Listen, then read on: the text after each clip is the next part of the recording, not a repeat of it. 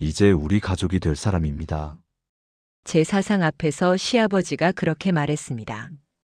향 연기가 천천히 올라가는 가운데 친척들의 시선이 한 사람에게 모였습니다. 검은 정장을 입은 여자, 조용히 고개를 숙이며 인사를 받던 그 여자였습니다. 그녀는 제사상 바로 옆에 앉아 있었습니다. 마치 오래전부터 그 자리가 자기 자리였다는 듯이요. 그 순간 이 집 며느리인 나는 그 자리에 없었습니다. 나는 부엌에 있었습니다. 큰 냄비에 국을 데우고 나물간을 다시 보며 아무 일도 없는 사람처럼 서 있었습니다. 그날은 조부 제사였습니다. 이 집안에서 가장 중요한 날, 조상과 가문이 모두 모이는 자리였죠. 며느리는 부엌에, 그리고 상간녀는 제사상 옆에. 그 질서는 그날 처음 만들어진 게 아니었습니다. 다만 그날 처음으로 공식화되었을 뿐이었습니다. 이제 우리 가족이 될 사람입니다. 그 말은 나를 부엌으로 보낸 선언이었고 그 여자를 며느리로 올린 선언이었습니다. 하지만 나는 그 자리에서 아무 말도 하지 않았습니다. 울지도 않았고 상을 엎지도 않았고 누구에게도 따지지 않았습니다. 그저 제사 음식을 끝까지 준비했고 마지막까지 상을 치웠습니다. 그리고 다음 날 아침 이 집 회사의 자금 흐름이 멈췄습니다. 거래처 결제가 끊기고 매입이 막히고 돈이 들어오지 않았습니다. 하루아침에 회사는 영업을 할 수 없는 상태가 되었습니다. 제사날 부엌에 있던 며느리가 어떻게 그 회사의 숨통을 쥐고 있었던 걸까요? 이야기는 그 모든 일이 시작되기 전 제사 전날 아침으로 돌아갑니다. 이 이야기가 끝까지 궁금하시다면 구독과 좋아요는 큰 힘이 됩니다. 지금 어디서 이 이야기를 듣고 계신지도 댓글로 남겨주세요. 그럼 아무도 눈치채지 못했던 그날에 시작하겠습니다. 제사 전날 아침 나는 평소보다 1시간 먼저 눈을 떴습니다. 종갓집 제사는 늘 그랬습니다. 전날부터 집안 공기가 달라지고 며느리는 말없이 더 바빠집니다. 부엌 불을 켜자 전날 씻어둔 제사 그릇들이 가지런히 놓여 있었습니다. 나는 앞치마를 두르고 아무 생각 없이 손부터 움직였습니다. 이 집에서 제사 전날의 며느리는 사람이 아니라 손이었습니다. 일을 하는 손, 부족하면 더 움직여야 하는 손이요. 아침이 되자 시어머니가 부엌으로 들어왔습니다. 서연아, 오늘은 나물수가 많다. 제사니까 정성 좀 들여. 나는 고개를 끄덕이며 대답했습니다. 네, 어머니. 그 말 외에는 굳이 덧붙일 말이 없었습니다. 이 집에서는 며느리가 말을 보태는 순간 항상 분위기가 어긋났으니까요.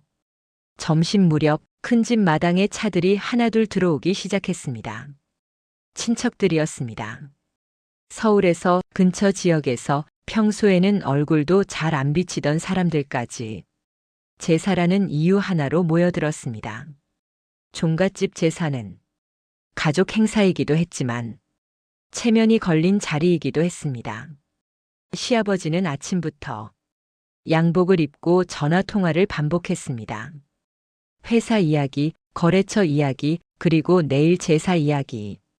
이번엔 사람 좀 올 거야. 집안 체면이 있잖아. 그 말은 누구에게 한 말이었는지 모릅니다. 하지만 나는 자연스럽게 부엌 쪽으로 더 들어갔습니다. 남편은 거실에 있었습니다.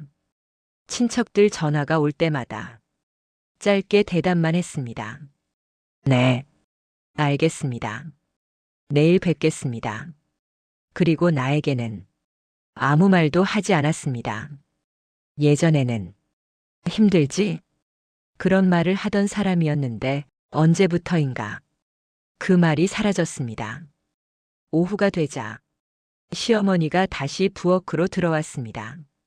내일 상차림은 아버지 자리 쪽을 조금 더 신경 써야 해. 나는 고개를 끄덕이며 상차림 순서를 다시 머릿속에 정리했습니다. 제사상 자리에는 순서가 있습니다. 위치가 있고 서열이 있고 함부로 바꿀 수 없는 규칙이 있습니다. 그 규칙은 며느리인 내가 가장 잘 알고 있었습니다. 그런데 그때 현관 쪽에서 낯선 구두 소리가 들렸습니다. 또각또각. 집 안 분위기와는 어울리지 않는 소리였습니다. 나는 고개를 들었고 시어머니도 잠시 손을 멈췄습니다. 현관에서 들려오는 밝은 목소리. 안녕하세요. 어머님. 시어머니의 얼굴이 눈에 띄게 부드러워졌습니다. 어머 왔니? 그 목소리는 나에게 쓰던 목소리와는 조금 달랐습니다. 그날 나는 아직 몰랐습니다. 그 여자가 제 사상 옆에 앉게 될 사람이라는 걸. 그리고 시아버지가 친척들 앞에서 가족이라는 말을 꺼내게 될 거라는 걸. 나는 다시 부엌으로 시선을 돌렸습니다. 지금은 그저 제사 전날이었으니까요. 저녁 무렵 부엌에서 나무를 묻히고 있을 때였습니다. 거실에서 낯선 웃음소리가 들렸습니다. 조금 낮고 조금 조심스러운, 하지만 분명히 나에게는 익숙하지 않은 웃음이었습니다. 나는 손을 멈추고 잠시 귀를 기울였습니다. 남편의 목소리가 들렸습니다. 아, 그건 제가 말씀드릴게요. 그쪽에서 정리하신 게 맞습니다. 회사 이야기였습니다. 예전엔 그 이야기를 나와도 상의했는데 언제부턴가 그 대화에서 나는 빠져 있었습니다. 그날은 유독 그게 또렷하게 느껴졌습니다. 거실 쪽에서 누군가 물었습니다. 그러면 내일 제사 때도 같이 오시는 거죠? 잠깐의 침묵. 그리고 남편이 대답했습니다. 네. 아버지께서도 그렇게 하시라고 해서요. 그 말에는 설명도 주저함도 없었습니다. 마치 이미 정해진 일이라는 듯. 나는 나물 접시를 들고 문 앞까지 갔다가 다시 발걸음을 돌렸습니다. 굳이 그 자리에 끼어들 필요는 없을 것 같았습니다. 그날 나는 처음으로 확신했습니다. 이 집에서 내 자리는 이미 조정이 끝났다는 걸. 아직 아무 말도 직접 듣지는 않았지만 이미 결정된 배치표에는 내 이름이 지워져 있다는 걸요. 그리고 제사라는 자리는 그 배치를 공식적으로 확인하는 날이 될 거라는 것도요. 나는 아무 말 없이 부엌 불을 조금 더 세게 켰습니다. 이 집에서는 조용히 있으면 아무 일도 일어나지 않는다고 늘 배워왔으니까요. 하지만 그날만큼은 그 조용함이 가장 위험하다는 걸 이미 알고 있었습니다. 제사 시간이 다가오자 집안의 공기가 눈에 띄게 달라졌습니다. 친척들이 하나둘 자리를 잡았고 마루에는 낮은 목소리들이 겹쳐 흐르기 시작했습니다. 웃음은 있었지만 어딘가 조심스러운 웃음이었습니다. 나는 여전히 부엌에 있었습니다. 상에 올릴 마지막 음식들을 차례대로 정리하고 있었습니다. 그 사이 거실 쪽에서는 사람들의 시선이 한 방향으로 모이고 있었습니다. 검은 정장을 입은 그 여자였습니다. 누가 소개하지 않아도 사람들은 이미 그녀를 중요한 자리의 사람으로 받아들이는 분위기였습니다. 저분은 누구시래?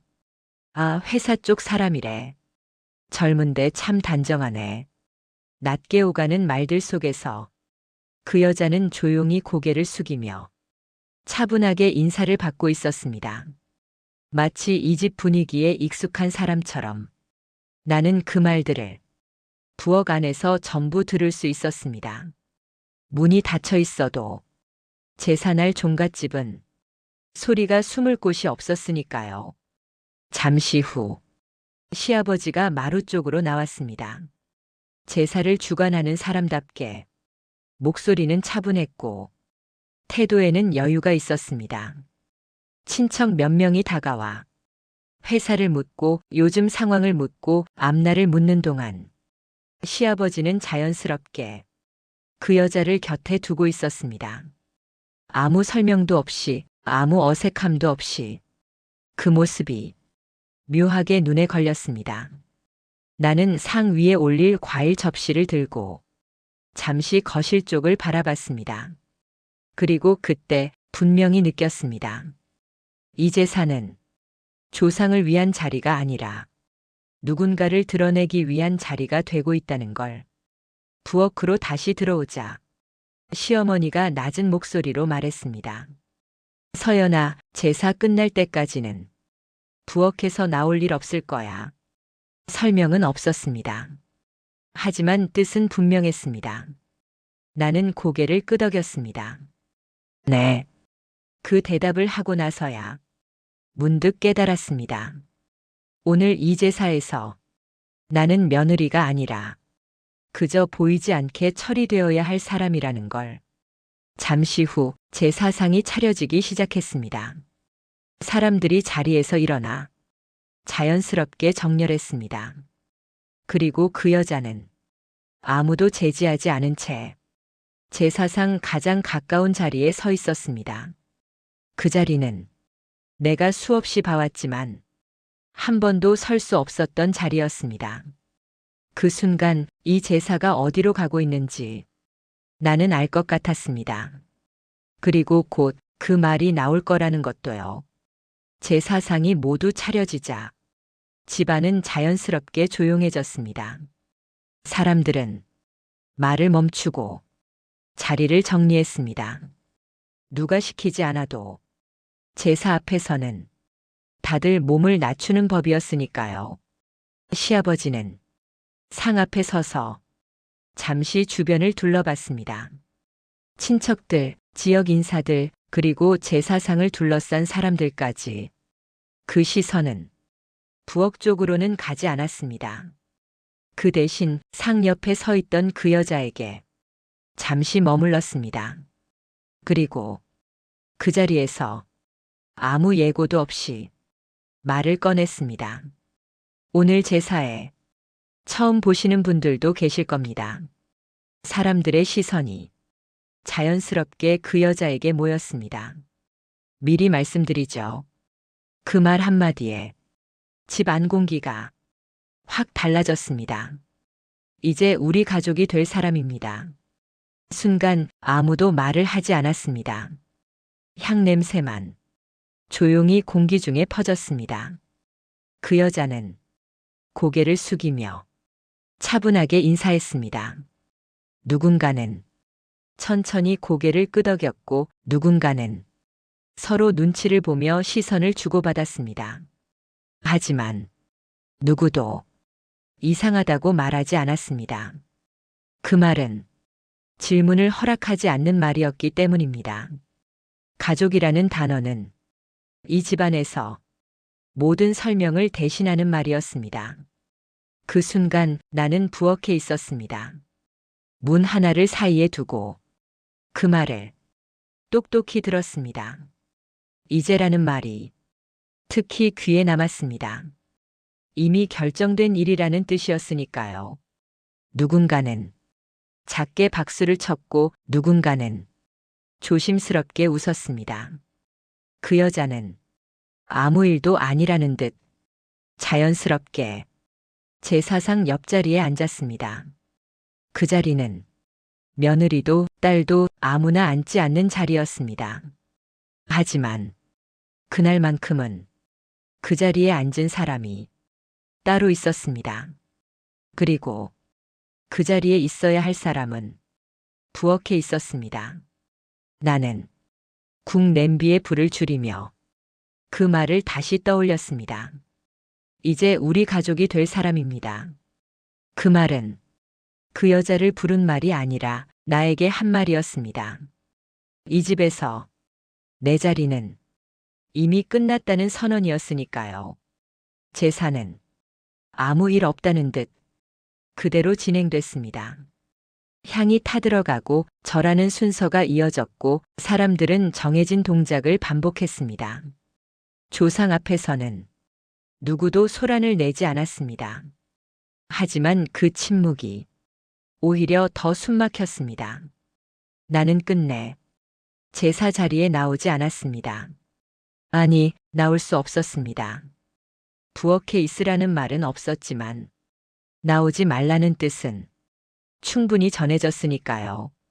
제사가 끝나자 사람들은 자연스럽게 음복 자리로 이동했습니다. 웃음소리가 들렸고 술잔 부딪히는 소리도 섞였습니다. 그 사이 부엌 문이 열렸습니다. 시어머니였습니다. 이제 음식 좀 내와. 그 말은 부탁이 아니라 지시였습니다. 나는 쟁반에 음식을 올려 하나씩 거실로 옮겼습니다. 사람들 사이를 지나며 시선이 느껴졌습니다. 직접 쳐다보는 눈은 없었지만 다들 알고 있다는 느낌. 아까 소개된 그 여자는 저 자리에 있고 이 여자는 음식을 나르는 사람이구나. 그 정도는 굳이 말하지 않아도 다 전해지는 분위기였습니다. 그 여자는 제사상 옆자리에 그대로 앉아 있었습니다. 술잔을 건네받고 웃으며 고개를 숙이고 자연스럽게 대화를 이어가고 있었습니다. 누군가가 물었습니다. 이제 회사 쪽도 더 잘 돌아가겠네요. 시아버지는 웃으며 대답했습니다. 그래야지. 그 말과 함께 그 여자를 흘깃 바라봤습니다. 나는 그 장면을 음식 접시를 내려놓으며 보았습니다. 그 여자는 이미 이 집의 사람이 된 것처럼 아무 설명도 필요 없어 보였습니다. 남편은 그 자리에 있었습니다. 하지만 그는 나를 보지 않았습니다. 눈을 피한 것도 아니고 미안한 표정도 아니었습니다. 그저 없는 사람을 대하듯 그 자리에 앉아 있었습니다. 그 침묵이 말보다 더 분명했습니다. 나는 다시 부엌으로 돌아왔습니다. 문을 닫자 바깥 소리가 조금 멀어졌습니다. 웃음소리, 대화소리, 잔 부딪히는 소리. 그 모든 소리가 다른 세계의 일처럼 들렸습니다. 그때 문득 이상하다는 생각이 들었습니다. 이 집 회사 이야기, 요즘 자금 이야기, 거래 이야기. 그 대화들 속에서 나만 빠져 있다는 게요. 아니, 빠져 있는 게 아니라 이미 제외된 상태라는 게요. 나는 손을 씻고 앞치마를 정리했습니다. 그리고 조용히 생각했습니다. 오늘 이 제사는 끝이 아니라 정리였다는 걸. 이 집에서 내 자리를 완전히 정리하는 의식이었다는 걸요. 제 사상이 모두 치워지고 집안이 조용해졌을 때였습니다.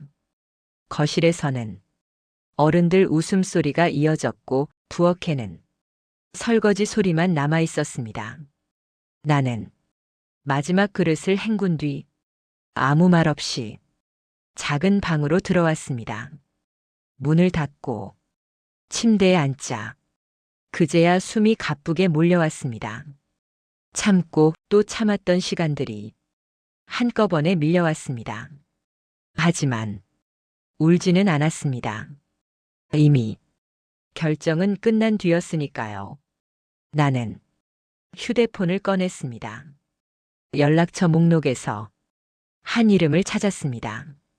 오래전에 저장해 두었지만 이런 이유로는 단 한 번도 전화를 걸어본 적 없는 사람.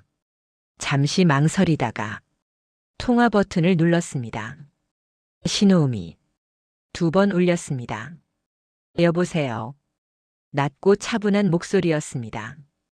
저예요. 상대는 내 목소리를 듣자마자 말을 멈췄습니다. 무슨 일 있지? 나는 잠시 숨을 고르고 말했습니다. 그 회사요.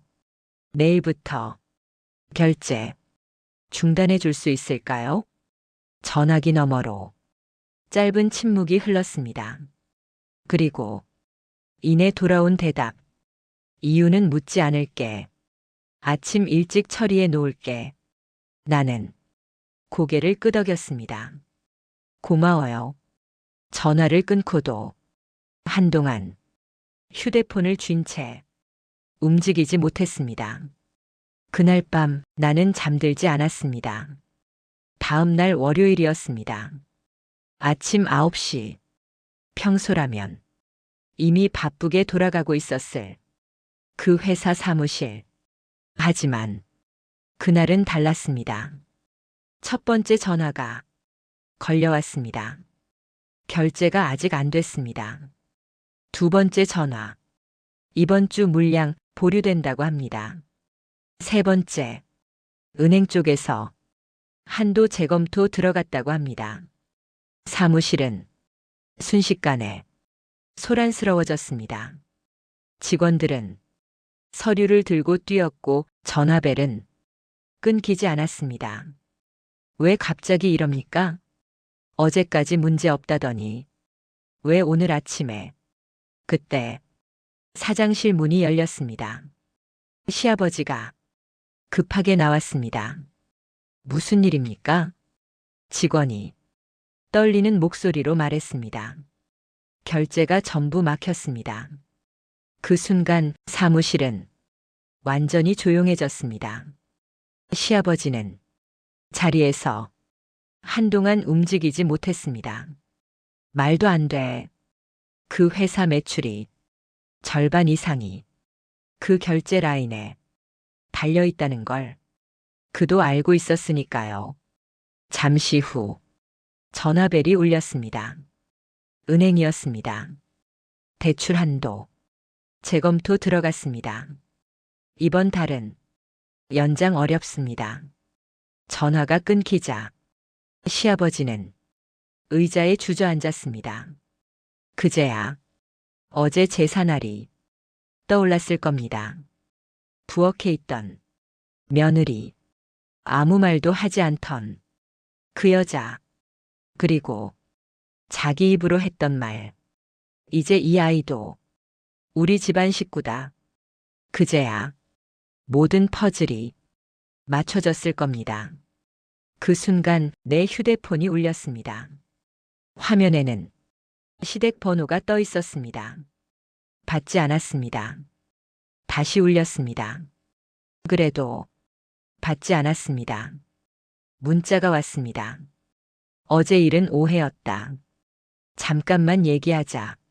나는 화면을 꺼두고 창밖을 바라봤습니다.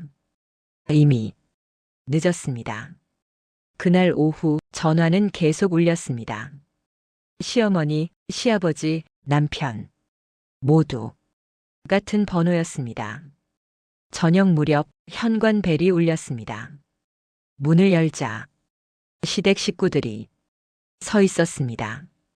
시아버지는 얼굴이 반쯤 무너져 있었습니다. 잠깐만 이야기 좀 하자. 그 순간 시아버지가 내 앞에서 무릎을 꿇었습니다. 미안하다. 내가 그런 줄 몰랐다. 나는 웃음이 나왔습니다. 그런 줄이요? 어떤 줄이요? 시아버지는 고개를 숙인 채 말했습니다. 내가 이렇게까지 영향력 있는 사람인 줄. 나는 조용히 말을 끊었습니다. 그러니까요. 제가 며느리여서 미안했던 게 아니라 쓸모없는 사람인 줄 알고 함부로 대하신 거죠. 시어머니가 울며 말했습니다. 어미가 잘못했다. 나는 고개를 저었습니다. 제사날 조상 앞에서 저를 지운 건 당신이에요. 그날 상간녀를 가족이라 부르셨잖아요. 그 순간 저는 이 집 사람이 아니게 됐어요. 남편이 뒤에서 말했습니다. 나도 어쩔 수 없었어. 나는 그를 바라봤습니다. 어쩔 수 없어서 그 여자를 데리고 온 거죠? 그럼 이 결과도 어쩔 수 없는 거예요. 나는 마지막으로 말했습니다. 사람을 배경으로 재단하지 마세요. 사람을 무시하면 그 무시는 반드시 대가로 돌아옵니다. 나는 문을 닫았습니다. 그날 이후 그 회사는 끝내 예전으로 돌아오지 못했습니다. 그리고 나는 더 이상 그 집 며느리가 아니었습니다. 그날 이후 그 회사는 끝내 예전으로 돌아오지 못했습니다. 돈이 끊기자, 사람이 떠났고 사람이 떠나자, 체면도 함께 무너졌습니다. 그리고 그 집도 마찬가지였습니다. 사람이 빠진 자리는 생각보다 컸고 조용히 비워진 그 자리는 끝내 누구로도 채워지지 않았습니다. 나는 그 집으로 돌아가지 않았고 다시는 설명하지도 않았습니다. 이미 말로 할 이야기는 모두 끝났으니까요. 사람들은 이 이야기를 두고 이렇게 말할지도 모릅니다. 재벌이라서 그런 거다. 힘이 있으니까 가능했던 일이다. 하지만 나는 그렇게 생각하지 않습니다. 그들이 무너진 이유는 제가 강해서가 아니라 사람을 사람으로 보지 않았기 때문입니다. 사람을 함부로 대하면 그 사람이 쥐고 있던 것까지 함부로 잃게 됩니다. 그건 복수가 아니라 순서일 뿐입니다. 저는 제 자리를 되찾았고 그들은 자기 자리를 스스로 무너뜨렸습니다. 이 이야기가 누군가에게는 위로가 되었기를 바랍니다. 만약 비슷한 경험이 있으시다면 또는 이 이야기에서 하고 싶은 말이 떠오르셨다면 댓글로 남겨주세요.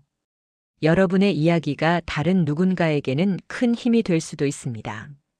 이런 사연 이야기가 도움이 되셨다면 좋아요와 구독 그리고 알림 설정까지 해주시면 다음 이야기도 놓치지 않고 전해드리겠습니다.